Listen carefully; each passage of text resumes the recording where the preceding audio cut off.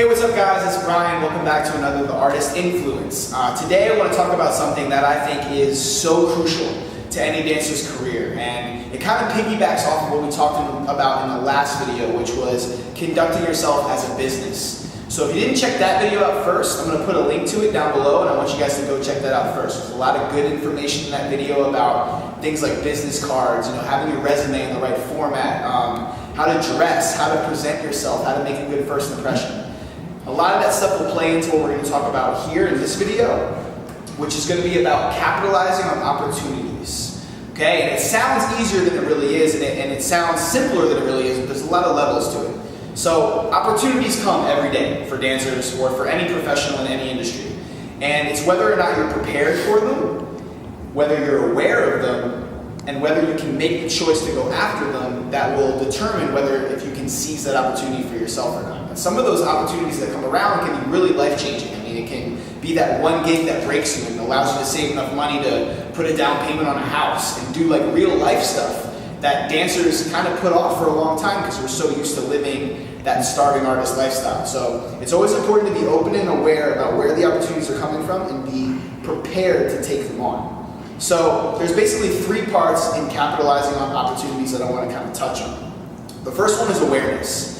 All right, and awareness means a lot of different things. First, you got to be self-aware, and being self-aware means knowing what makes you tick, right? Knowing what your goals are in this industry, knowing where you want to go, having a clear-cut vision for what you're trying to accomplish. So if you guys aren't at home visualizing yourself on tour or visualizing yourself behind, the scenes of a music video or visualizing yourself on stage performing, you got to start. Because everything starts with a human thought, right? New York City wouldn't have been built unless a couple people thought of it first, right? We wouldn't have iPhones unless Steve Jobs didn't think about it first.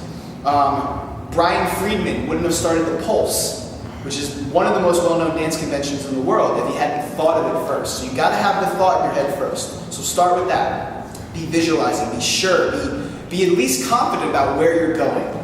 And that'll bring your awareness up to where you'll start being aware of everything around you. And you'll be aware of trends in the industry. You'll be aware of what other people are doing. You'll be aware of opportunities that come up. And as you're aware of those opportunities, and as you're self-aware of yourself and how those melt with where you want to go and where you want to be, because not every opportunity is obviously going to be right for you or right for another person.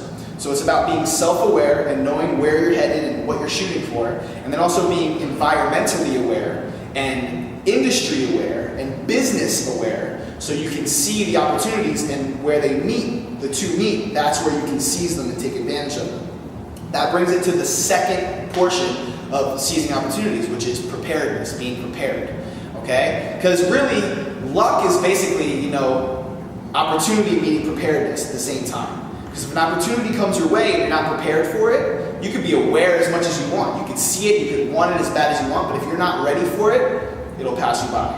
Okay? So first step of being prepared is seeing yourself as the person you want to be. Seeing yourself as that dancer on tour. Seeing yourself as that dancer performing behind an artist or performing by yourself. Seeing yourself where you want to be, and then start living as that person. Don't wait until you book the world tour to get in shape and have a six-pack and be marketable with your look. Do it now. Start living as that person, and all of those opportunities will come to you because you're already living from the end that you have in your mind. Okay? So being prepared first starts with living as the person you want to be. So if the person you want to be is a world tour dancer, you got to look at what they're doing. Look at how hard they're training. Look at how many years they've put into this. Look at how they have their looks together. Look at how they have their packages and brands together.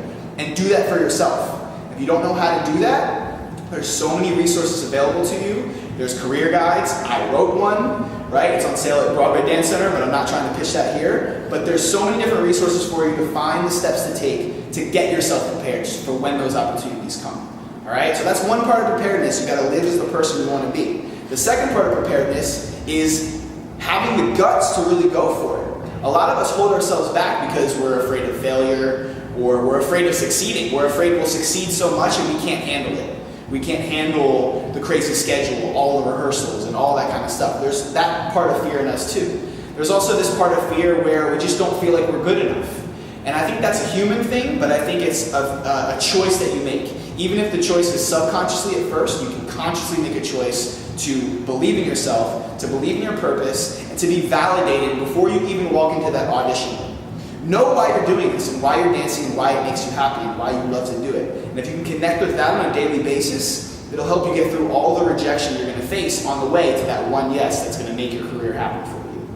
Okay? So the two parts of being prepared is first, you got to be aware, you got to know what makes you tick, you got to start living from that end. And two, when the opportunity comes, you got to be able to take it. Because if you don't seize it, it's going to pass you by. All right? And the third one is another part of awareness, but it's being able to ask yourself what a certain opportunity will mean for you and what it won't mean for you. What I mean by that is, if an opportunity comes your way, let's say, you've been really working hard in the industry for years, you've made a lot of good connections, you're really good friends with a couple of choreographers, and one of them hits you up to do a gig. All right, and this gig will take you out of the country for 6 months. It's a long, long time. There's a lot of things you got to weigh. You got to weigh, is being out of the country 6 months right for me? Maybe it is, maybe it's not. Maybe you want to travel. Maybe you are a little more established in your teaching, or you're producing your own work, or you're at a point where you don't want to travel. You got to be sure about these things, because when these opportunities come, they're only there for a fleeting moment. You got to be able to be sure about what you want and capitalize on that. So always be asking yourself where you're going and where you're going next, and kind of how you're getting there, so that way when an opportunity comes your way, you can look at it with a clear head. You can be, number one, aware of yourself, right? Aware of where you're going, wherever you want. Number two, aware of the environment, aware that there even is an opportunity present. And there's opportunities that will show themselves to you as you guys become more aware of yourself that you wouldn't have even seen before, all right? Opportunities for you to produce your own work, or opportunities for you to work with an up-and-coming choreographer who you really like, who you wouldn't even notice if you were so focused on, I gotta go to this audition, I gotta go to this audition, I gotta print my headshots, I gotta, all the lists of stuff on your to-do list. You gotta get away from that a little bit so you can become aware in the first place. Secondly, you gotta be aware of everything's around you. And then third, you gotta be prepared for it, okay? So preparedness, you gotta live from that end, live as the person you wanna be. And I don't take that lightly. I know it sounds like this psychological, motivational stuff, but it's true, it really is true. Look at anyone who's super successful in any industry, okay? Take the dance industry, Ryan Friedman, right? Legend. Tice Diorio, legend. Gil Dodolo, legend. Kevin Maher, amazing choreographer, legend. Rhapsody James, right? I could go on and on and on. I mean, I can keep listing people, but then look at people in other areas. Someone in business like Steve Jobs, rest in peace, Donald Trump. Anyone who's super, super successful, they didn't get there by accident.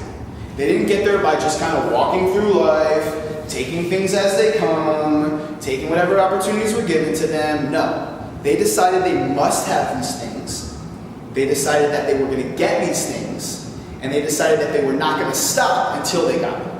So until you are as sure of that for your career, as all those people were sure that they wanted to make the things happen that they made happen, nothing's going to happen for you. Or opportunities are going to pass you by and you're not even going to see them because you're not sure of it, all right? So I guess there's kind of 4 parts to this, all right? And the 4th part is the most important part. You got to be sure. And you got to say, this is something I must have, not something I should have. There's a great quote from this amazing motivational speaker that's impacted my life. I encourage you to look him up. His name's Tony Robbins. It's a quote called, "We all get our musts in lives. We never get our shoulds." Okay, so we always say, I should pursue this. I should do that. I should do that. I should buy this. I should invest in that. And if you should all day, you're going to should all over yourself, right? The only thing you ever get in life is what you must have. You get paid what you must be paid. Not a dime more, not a dime less. You work as much as you must work. Not a second more, a second less. You get the opportunities that you must have, all right? So be sure, be clear, start by being aware. Be aware of yourself, be aware of where you want to go. Be aware of the industry, be aware of the people around you. Be aware of your circle, be aware of the trends happening, be aware of the jobs happening, okay? And then third, be prepared. Be prepared by living from that end first. Live like that dancer who's booked that job that you have a dream to book. Live like that. Do the things they do. Be as disciplined as they are, okay? And then fourth, decide that you must have it. Decide that there's no other way for your life to happen than if this doesn't happen. Okay? Because that's going to push you through it, and that's going to push you to the end. All right? So that's just a little bit on, being prepared and meeting opportunities and seizing opportunities, because it's really, really important that you can capitalize on those once-in-a-lifetime things that come around just once. If you're not ready, you'll live with regret, because it'll pass you by. All right? So as always, thank you guys for tuning in. I'll see you guys next week for another The Artist Influence. This one is going to be from Europe. So I'm going to shoot it out in Europe. I'm going out there to teach next week. And I'm going to shoot a really special video for you guys out there, okay? So I hope you've been enjoying these. Do me a favor if you can.